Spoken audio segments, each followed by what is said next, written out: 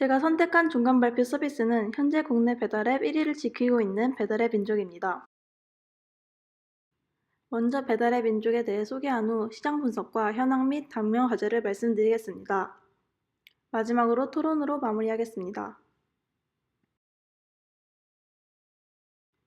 배달앱 민족을 한마디로 설명하자면 사용자 위치 주변의 배달집 정보를 쉽게 찾아주는 어플입니다.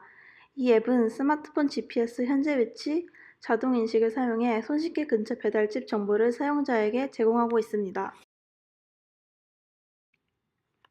추가적으로 설명하자면 배달의 민족은 사용자에 가까운 위치에 있는 배달 음식점들의 메뉴, 가격 정보를 볼 수 있고 주문부터 결제까지 가능한 서비스입니다. 이 앱을 여시면 가장 먼저 메인 화면을 보실 수 있습니다. 메인 화면에는 치킨, 중국집, 한식같이 세분화된 배달 음식 카테고리에서 원하는 배달 업소를 찾을 수 있습니다. 또한 사용자들은 업소 상세 화면을 통해 메뉴 상세 정보와 메뉴 이미지 등을 확인할 수 있습니다. 다음으로 배달의 민족의 특성에 대해 얘기해 보겠습니다. 배달의 민족은 기존 시장의 틀을 깨는 돌파구였습니다. 배달의 민족을 포함한 다른 배달업계들의 서비스 모델은 기존 종이 전단지에서 메뉴를 선택해 음식점에 전화하던 것을 스마트폰 어플로 대체한 것입니다. 이것은 기존 종이 전단지의 불편함을 해소시켜줄 수 있는 솔루션이었습니다. 기존 주문 방식을 이용해 배달 음식을 시키려면 집안 어딘가에 숨어있는 배달 음식 책자를 찾거나 집안에 널려있는 전단지를 찾아서 전화를 해서 주문해야 했습니다. 또한 소비자들은 배달점에 대한 정보도 부족했습니다. 배달점에 대한 후기나 다른 소비자들의 평가 없이 소비자들은 정보 불균형 상태에서 주문을 할 수밖에 없었습니다. 배달앱은 이런 불편한 점들을 해결해주는 혁신적인 솔루션이었습니다.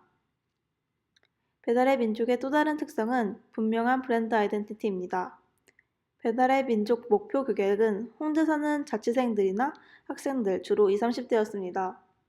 배달의 민족은 20, 30대가 좋아하는 홍대 문화, B급 패러디, 키치한 문화를 포함해 브랜드 아이덴티티를 구축해 나갔습니다. 마지막으로 배달의 민족은 뛰어난 광고 전략을 보유하고 있습니다. 배달업계에서 배달의 민족은 사실 최초가 아닙니다. 사실 업계에서 최초 서비스를 내놓은 것은 배달통이었습니다. 또한 배달앱 시장엔 절대 강자가 없어서 그 후로도 많은 업체들이 시장에 진입했습니다. 이러한 상황에서 배달의 민족은 류승용을 광고 모델로 선정하면서 기업 인지도를 올릴 수 있었습니다. 다음으로 배달의 민족의 장점에 대해 얘기해 보도록 하겠습니다. 배달의 민족의 장점을 꼽자면 음식들의 원산지를 표시해준다는 점입니다. 경쟁 앱인 요기요는 배달의 민족과 다르게 원산지 표시를 하고 있지 않습니다. 배달의 민족의 또 다른 장점은 결제 수수료가 0%인 점입니다. 다른 경제 앱들은 수수료를 받기 때문에 가격 면에서 배달의 민족이 선호도가 더 높을 수 있습니다. 세 번째 장점은 배달의 민족이 현재 배달앱 중 리뷰수가 가장 많아 배달 음식을 주문할 때 다양한 사람들의 의견을 듣고 선택할 수 있다는 점입니다. 또한 배달의 민족은 다른 사용자들이 해당 음식점에서 얼마나 주문했고 얼마나 즐겨찾기에 추가했는지 등 소비자들이 궁금해할 만한 정보를 추가적으로 제공했습니다. 다음으로는 배달의 민족의 단점을 보겠습니다. 첫 번째 단점은 경쟁사인 요기요에 비해 할인폭이 비교적으로 낮다는 점입니다. 또한 배달의 민족은 요기요에 비해 할인하는 항목이 다양하지 않습니다. 다음으로는 배달의 민족의 현재 마케팅 전략에 대해 보겠습니다. 앞서 특성에서도 말했듯이 배달의 민족은 뛰어난 광고 전략을 보유하고 있습니다. 배달의 민족은 다양한 플랫폼을 사용해 효과적인 광고를 선보여 왔습니다. 먼저 배달의 민족의 TV 광고를 보겠습니다.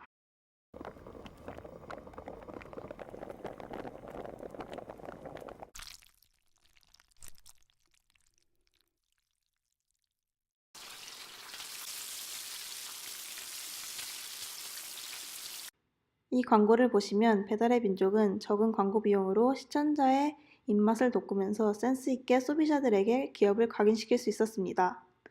배달의 민족은 5개 광고 효과도 톡톡히 보았습니다.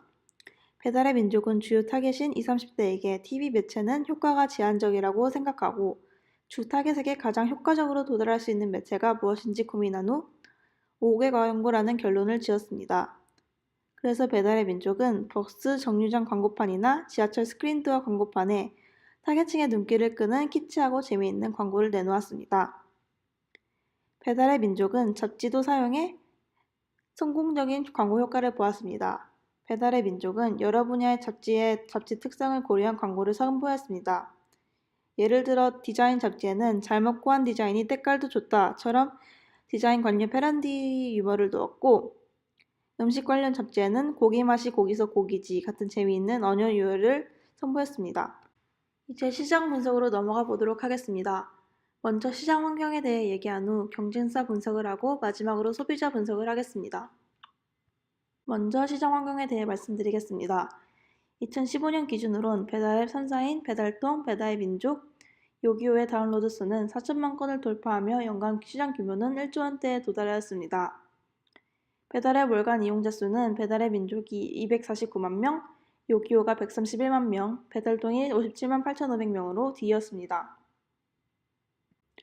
배달앱의 주요 수수료는 주문 수수료, 전용 단말기 사용료, 광고료, 마지막으로 외부 결제 수수료가 있습니다. 이런 수입원들을 통해 배달의 민족은 2016년엔 재작년에 비해 71.5% 증가한 848억의 매출과 처음으로 24억여 원의 영업이익을 달성했습니다. 이미 기업 이미지를 알리는 데 성공한 배달의 민족은 광고비를 절감한 후 배달의 민족은 처음으로 흑자를 낼 수 있었습니다. 다음으로 경쟁사 분석으로 넘어가겠습니다. 현재 배달의 2인 요기요와 배달의 민족을 비교 분석해 보겠습니다. 배달의 민족은 요기요보다 더 먼저 2010년에 시장에 진입했고 현재 50% 정도의 점유율을 보유하고 있습니다. 배달앱 2위인 요기요는 현재 30% 점유율을 보유하고 있고 최근에 배달앱 3위인 배달통과 합병을 하며 배달의 민족을 바짝 추격해오고 있습니다. 배달의 민족은 안정적인 서비스에 초점을 맞춰 무조건 할인에 집중하기보다는 서비스를 개선하고 소비자들에게 믿을만한 서비스를 제공하려고 노력하고 있습니다. 반면에 요기요는 조금 더 도전적으로 서비스를 운영하고 있습니다. 요기요는 할인 혜택과 포인트 혜택을 많이 주며 가격적인 면에서 소비자들에게 호감을 얻고 있습니다. 다음 차트는 국내 배달앱들의 실사용 순위입니다. 배달의 민족은 74위, 요기요는 121위, 배달통 273위, 버거킹 325위, 도미노피자 531위, 맥도날드 552위, 피자헛 1321위, 국민 맛집 식진이 1858위로 뒤이었습니다. 배달앱 다운수를 보면 배달의 민족 다운로드 수는 약 300만 명, 요기요는 약 180만 명, 배달통은 71만 명, 그리고 버거킹이 56만 명으로 뒤이었습니다. 배달의 민족은 설치자 중 사용자가 58.4%이고 주 소비자는 20대였습니다. 사용 패턴을 보면 배달의 민족은 앱을 한 번이라도 꼭 자주 오래 시간 동안 그리고 매일매일 사용하는 소비자들이 평균 배달앱보다 월등히 높았습니다. 배달통은 설치자 중 사용자가 43.5%이고 배달의 민족과 같이 주 소비자는 20대였습니다.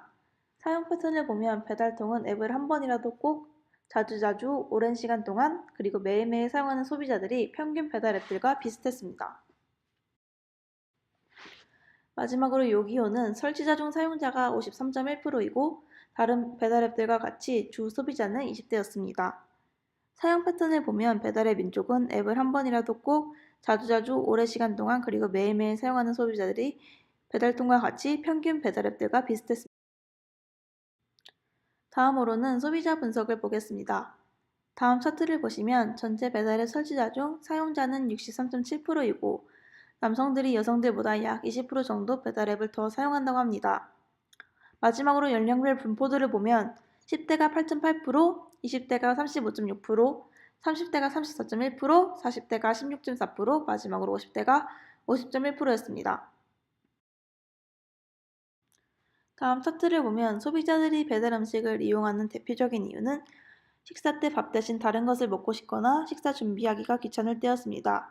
다음 차트를 보시면 배달앱을 사용하는 가장 큰 이유는 검색, 주문, 결제까지 모두 한 번에 가능해서라고 답했습니다. 마지막으로 배달음식 이용 시간대 차트를 보시면 소비자들은 주로 저녁 식사 때나 야식 때 배달음식을 시켜 먹는다고 합니다. 전에도 설명했듯이 요기요는 업계 3위인 배달통과 합병 후 배달의 민족을 바짝 쫓아오며 배달의 민족을 위협해 오고 있습니다. 변화하는 배달앱 시장에서 배달의 민족은 배달앱 1위로서의 위치를 지키기 위해 어떻게 해야 한다고 생각하시나요? 옆 사람들과 대화 후 토론해 보도록 하겠습니다.